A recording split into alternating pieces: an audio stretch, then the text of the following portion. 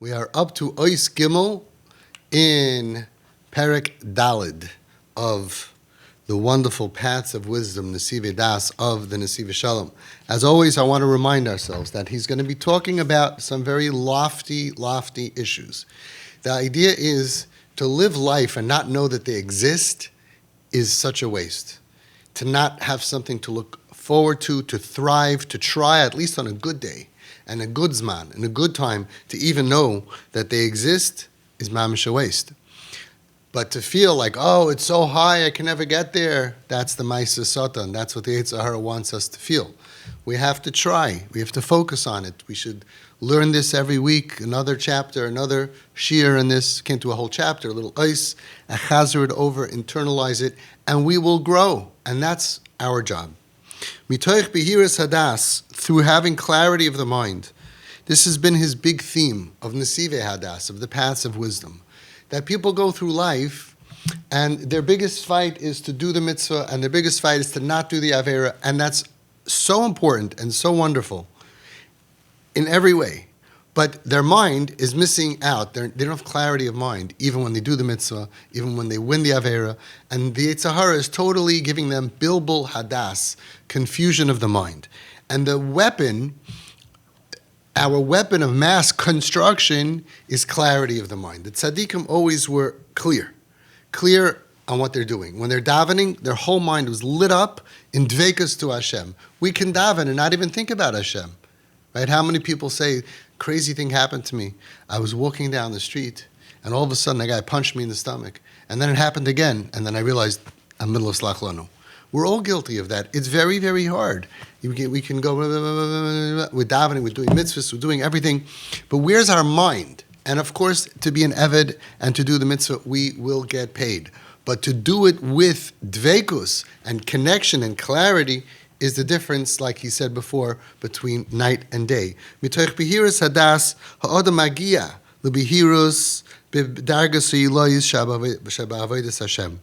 Through clarity of mind, we can reach the greatest clarity possible in the highest levels of avodas Hashem. Asher si hamadregos b'avodas hachsidim ha'hochel mufnei Hashem, which the ultimate of these madregas that are the ones that the Hasidim does not mean Korli Peyas. It means those that are the righteous ones, that they're really trying to walk in the way of Hashem and really serve Hashem possible. What's the highest level? Is something called Bittul HaYeshus V'HaChomer. To be mavatel, to downplay, devaluate, Yeshus V'chomer, materialism and me, how much me. Until they would come, halavai, we can get there, but until they would come to a bechina of feeling ayin ve'efes, worthless. And the truth is, we could feel that way sometimes, even in front of a very wealthy person, or in front of, we don't have really kings, but still, you can meet somebody that's so larger than life, a living legend that the more that you're makir and you recognize how great this person is, that you become like you don't think that you're anything. When we really recognize God, the more that we truly recognize God, we'll realize the truth, which is, what are we? He was alive for trillions, billions of years before his man we can't understand. He's going to be around for trillions, billions. We're here like a speck. We're here a speck of time. We think, oh, I have a nice shirt, I have this, I have that. We're mamish nothing. Like you go up in the airplane and you start looking at the cars. They're so busy, but we're ants. We're mamish ants. And we were given opportunity to come down here, different than all of the other creations. All the other creations don't have bechira, so they're just put down here. We were given bechira, so we actually control ourselves and affect the world. We're the ones who, because of us, B'shvil Yisrael, Nivra Olam, and everything in the world is about Klal Yisrael, and that's why the world, even though there's so few Jews, they think we run the world, and everything. We do. That's what we believe. That's what we know is true. B'shvil Yisrael, Shenikar Reishis, B'shvil Torah. A cow doesn't have any bechira. He's just going to go about his way. And Klal Yisrael has even more than Adam, more than other people. We have bechira, and we're here for a mission. We're here to be misakin, mitakin. our previous Gegulim, in order to achieve the reason that Hashem created the world. It's a prize there before Olam Haba. It's a hallway before we get to Olam Haba, in order to give us schar, in order to give us... There's a bunch of reasons why we're here. And when we get so caught up in it, mamash, like that ant, that his whole life is getting that crumb up that hill. And we really, really can convince ourselves that we're very important. That we're very important. And we are, in a certain way, very important. We are. The world was created for each and every one of us. B'shvili nivra olam. And we are controlling. But yet our importance is only because Hashem gave us a mission and a value. But to think that like I'm ki'ilu, I am, there's an I here. Where's the I? Because God gave me an I, because He gave me a zich, He gave me materialism, and He gave me physicality. So therefore, some people they really feel better. Their spirit, which is spiritual, right, feels better because they're dressed in more expensive clothing. How ridiculous. It does feel good, and it's meant to feel good. But to think, be'emes, that I'm a more hecher, a higher person, I'm an upper class, I'm a better class, I'm a more important person in the world thing because I am wearing name brand shoes or a belt or something, is ridiculous. Because if I fulfill my tafkid, then I'm high. And if I don't fulfill my tafkid, you could be dressed to the nines, and it doesn't mean anything. So when a person goes ahead and has clarity on the whole avodas Hashem, he has clarity on godliness, and he starts thinking out of his room. Remember the mashal that he gave about somebody that's, your eyes could see up to at least 93 million miles, because we could see the sun. If we couldn't see 93 million miles, no matter how big the sun is, we wouldn't see it, because it's 93 million miles away. So we could see very far. Our eyes can grasp something very far, but when we're in a room, we can only see Tchum Riyasai, I can only see till that wall, till that wall, till that wall, till that wall. So my vision becomes limited by the wall. There are things that are walls, that are mastir, that block us from having real vision. Tzaddikim have real vision. They see the whole world from above. They see what we see, but they also see how it affects Klal Yisrael, how it affects history, how it affects the Ratzon Hashem. They see the whole thing. The CHIZUK from Lublin, why was he called the CHIZUK? Because they say he was able to see from one end of the world to the other. It's amazing. We had in our generation, Reb Chaim Kanievsky Zatzal, Mara and Sarah Torah. What did he do? He sat in the stender, looked at words, and because of that, he told people to operate, to don't operate, promised children, didn't promise children. He was controlling the world much more than anybody, any banker, any guy with a nice suitcase, or any real estate mogul thinks that I'm Mr. I control, I'm big. That's big? You can't control the world. These tzaddikim can control. There's a million stories. And if you don't believe if you believe all of them, maybe you're a fool. But if you believe none of them, you're an idiot, because there are so many stories. And if you believe one could happen, then they could all happen. I have so many stories, personal stories with the Ger Rebbe. Personal stories with the Ger Rebbe. And you see, what does he do? Where does he get his energy from? He goes to the gym to work out. It comes from physicality. He has real power. When you look at the power of the tzaddikim that they have to give a bracha that's mekuyim, to give a haftacha. This is a story brought down that somebody came to Reb Chaim Kanievsky. They didn't have children for a long time. And they begged. Al pi teva, they couldn't have children. And they said, could we please have children? And he gave a bracha. And then they said, well, the Rebbetzin already gave us a bracha. Rebbetzin Kanievsky, while we were waiting, she gave us a bracha.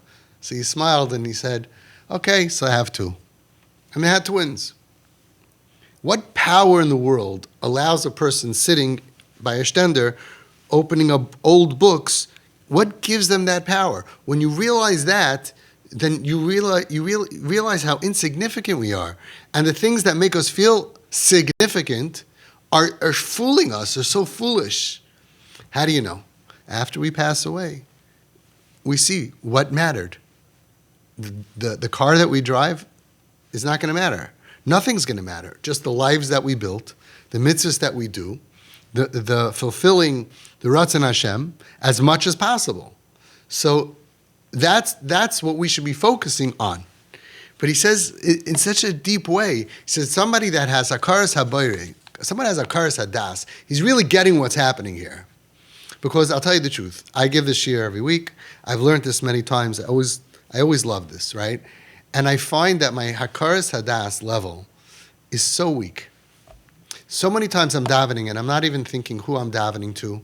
And even if I am, it's just on such a weak, watered down level. And I see another person, and you could see whether they're shuckling a lot. That doesn't necessarily mean anything. But people, they're lit up.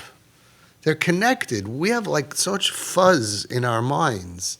That's the real Satan, the Yetzer Hara, that we're living life. We're from that, but we're so watered down, and so we don't have simcha in doing mitzvahs and doing avodas Hashem. It's all part of this whole thing.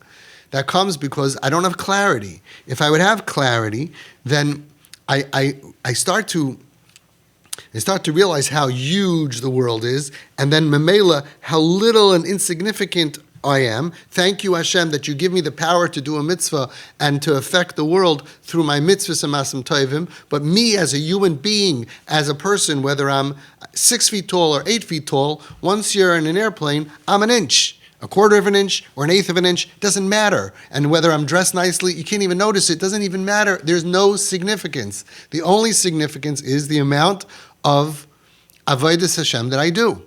So as I start to raise my awareness of Hakaras Habayre, of recognizing God in my brain, which is what he calls Daas. That's how we started off. What is Daas? What is knowledge? How many Masechtas you know? No. How much encyclopedic knowledge you have? No. Daas zu Hakaras Habayre. How much my mind is makir. Having knowledge of Torah is great. You have to do it. That's Chachma. But Das zu Hakaras Habayre, how much my mind is lit up with being makir God, the more that it is, the less significant I think I am, and less important. I still have to get dressed. I still want to dress nice. That's fine. I still want to eat. I still want to eat well. That's fine. But importance that's on there, that this is important to my life. Anything that's not going to matter is meaningless. It's a total, like a mirage. It's like the Yetzer Hara is convincing us to spend so much of our life chasing things that have no value. But he says that when you realize that, look what happens. Einoi tzarech olam hazeh. I don't need olam hazeh because what does it do for me? But he says even more. V'loi tzarech gam olam haba. I don't even need olam haba. I'm not here right now because I need olam haba. I'm here because elakuloi batel u'mavotel lefanav yisbarach shemai. I can't even think about the future. I'm in front of God. I'm batel u'mavotel to Hashem. There are stories, one of the stories of the Baal Shem Tov, where he gave up his whole olam haba to help somebody, I think to help a woman have a child. There was a gzeira, and he gave up his whole olam haba, and then he started dancing, and he said, until now, when I did a mitzvah, I did it because I knew I'm going to get schar in olam haba. Now, I get to serve Hashem without having a pniya, without doing it for the reward. And of course, that caused him to get back his olam haba. Right? But even doing a mitzvah for reward of olam haba, it's also me. It's also, I'm a me. It's also, look, I have so much schar, and I'm important, and I'm going to be in olam haba. So it's perspective. Yes, you have to go to work, and you have to make your $12 an hour, and you have to save up your money. In other words, you have to do mitzvahs, and you have to learn Torah, and you should not do averos. Yeah, it's all true, but you have no power. You're nothing.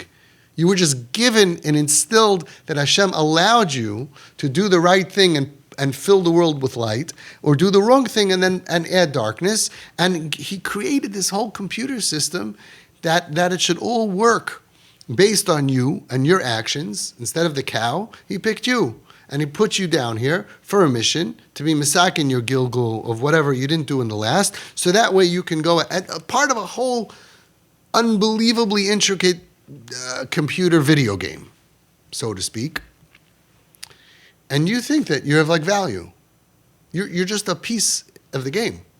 And you do have value. What you do does matter, but because he gave you the power that it should matter. Like he says, like I'm going to explain at length inside the Sefer. What we're learning now is Chelik Aleph of Nesivei Shalom. Nesivei Shalom has 7 big volumes. Chelik Aleph, and this is the Hakdama called Nesivei Daas. I never learned a Hakdama of the Sefer before, but I learned this at 6 prakim. It was like a real Hakdama called Paths of Wisdom. And when I finished it, I was like, I just want to learn it again and again because it's like an overview of what we're doing here. And then in Chelik Aleph, he goes through, like Mesilas Yesharim, goes through different concepts. Musar and Tshuva and Torah, Tefillah, all different stuff. And then Chelik Beis is on Shabbos, which is beautiful, and Yontif, which is mamish puts a light into Shabbos and Yontif. And then he has the 5 Chalakim on Bereishis Shmos V'Ekim B'Minba Devarim. And in there's also on Pirkei Avos, at the end of Vayikra, there's also on Bein HaMetzarim, at the end of Bamidbar, on Elul, by Devarim. Chanukah and Purim are not included, I don't know why. They're separate kuntras.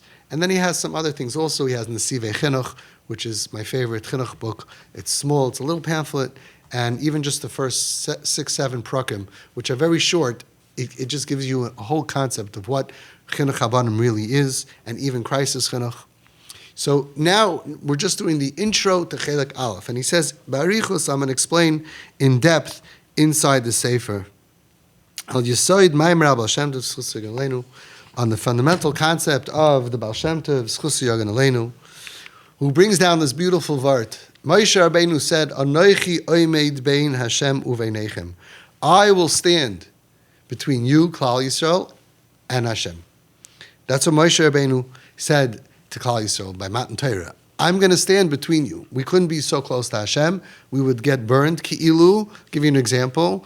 When you want to charge your phone, if you're going to put your phone directly into the outlet, it's going to blow up. So you have a charger that one part fits into your phone, and the other one goes into that outlet. And that kind of takes it and it's mitzamtzem the energy, makes it smaller, so that way your item, your phone or whatever it is, can get charged without blowing up.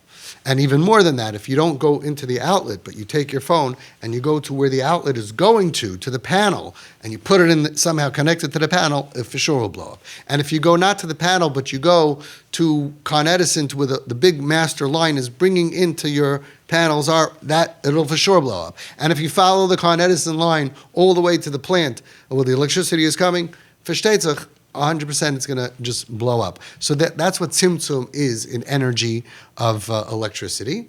I'm not an electrician. I made this up. So if you're an electrician and you think that I'm totally wrong, so sorry, but this is what it just makes sense to me.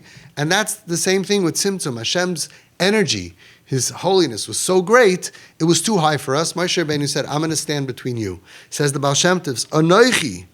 Ha'anoichi is a person's zich, a person's anoichis, a person's me, the amount of me that I have, that is what stands like a mechitza mafsekas bein Yehudi la'aviv shvei. This is what blocks us from connecting, from feeling connected to Hashem. A person could say, how come I don't feel connected to Hashem? The answer is because we have many layers around us. And a lot of these layers are sin, dysfunction, true. But the chiddush is a lot of the layers are even from kedusha. It's ego that comes from because I learn, I think I'm better than other people, or I think I'm worthy, or a person who's matzliach, which is a gift from Hashem. It's such a funny thing, right? Hashem makes somebody rich and he feels good about himself. You have other people who work much harder, have much better ideas, much more teiglich, they're much more creative and much more teiglich. How do you say that? I forgot. Right? And they don't do well. And then you have a shmagegi who does really well, and he thinks it's him. It's like a funny thing. Another thing, a person can work on their looks. A person could lose 100 pounds, and somebody says, wow, you look amazing, you look great. So there's a reason at least why he would feel or she would feel good, because they worked. Now, of course, who gave them the energy, the brains, the koyach, the money to go to the gym, to the dietitians, all Hashem anyway. But at least there's something that maybe you feel like you had bechira, and also who gave you the bechira. So many people, they would love to lose weight. They don't have the bechira. They don't have the nekudas habechira. They can't because they're too depressed. And if you're depressed, you can't lose weight. Or they're overwhelmed, or they don't have money, or they don't have time, or they don't have energy. There's so many reasons why other people, you really think you're better than other people. Of course not. But you did something at least. Forget about that. What you did is coming from Hashem, but you did something, right? But so many people could say, wow, you're so handsome. And it feels so good. And it's like, you did nothing for that. You're so beautiful. And you feel good. Now, if you got a nose job, you went for the nose job, you got plastic surgery, okay, it's all fake and it's not you, and it's really, you're complimenting a different face, the work of a plastic surgeon. Or if you did something to earn it, okay, still it's not really you, because it's like I said. But when you do nothing, it just feels so good, and it's like you did nothing. I'll give you an example, a better example. You could have a kid, you have a child. You could have a 3-year-old, a 5-year-old, a 7-year-old, a child, any age.